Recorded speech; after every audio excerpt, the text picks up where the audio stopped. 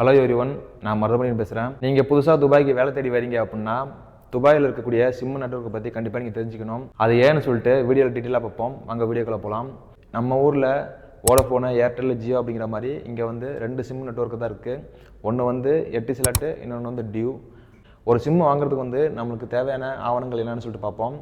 ஒரு சிம் வாங்குறதுக்கு வந்து நமக்கு வந்து பாஸ்போர்ட் காப்பி இருக்கணும், அதுக்கப்புறம் விசா காப்பி இருக்கணும், அதுக்கப்புறம் நீங்கள் விசிட்டில் வந்திருக்கீங்க அப்படின்னா நீங்கள் எங்கே ஸ்டே பண்ணிருக்கீங்களோ அதோட டாக்குமெண்ட்டு, அட்ரஸ் இதெல்லாம் கரெக்டாக கேட்பாங்க.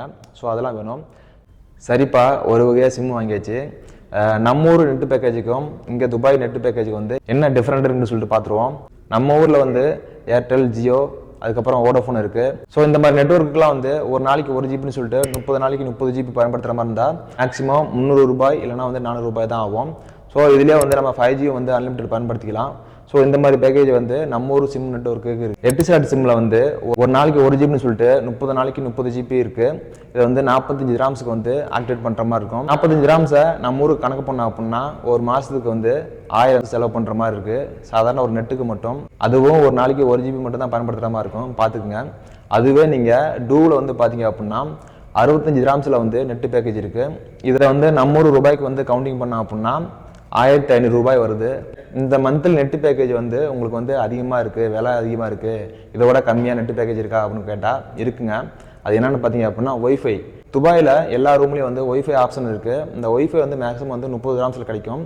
இதை வந்து நம்ம ஊர் காசுக்கு கணக்கு பண்ணோம் அப்படின்னா 700 ரூபாய் தான் வருது. இருக்கிறதுல வந்து ஒய்ஃபை தான் வந்து விலை கம்மியாக இருக்குது. மற்ற சிம் நெட்வொர்க்கில் வந்து டேட்டா பேக்கேஜ்லாம் வந்து அதிகமாக இருக்குது, ஒய்ஃபை வந்து ரொம்ப கம்மியாக இருக்குது. ஸோ இதில் கணக்கு பண்ணி பார்த்தாலே தெரியும், நம்ம ஊரில் வந்து குறைந்த விலையில் அதிக டேட்டா வந்து பயன்படுத்துகிற மாதிரி இருக்கும். ஆனால் துபாயில் வந்து அதிக விலையில் குறைந்த டேட்டா பயன்படுத்துகிற மாதிரி இருக்குது. நெட்டு பேக்கேஜ் வந்து டிஃப்ரென்ஸ் இருக்குது. ஸோ டிஃப்ரென்ஸை பார்த்தாச்சு. அதுக்கப்புறம் நெட்டு பேக்கேஜ் வந்து எப்படி வந்து ஆக்டிவேட் பண்ணுறதுன்னு பார்ப்போம். டூன்னு ஒரு சிம்மில் வந்து நீங்கள் நெட்டு பேக்கேஜ் வந்து ஆக்டிவேட் பண்ணுறதுக்கு வந்து *135 ஆஸ்ன்னு போட்டிங்கன்னா நிறைய ஆப்ஷன் வரும். டேட்டா, ஆஃபர், அதுக்கப்புறம் பேலன்ஸ்னு சொல்லிட்டு நிறைய ஆப்ஷன் வரும்.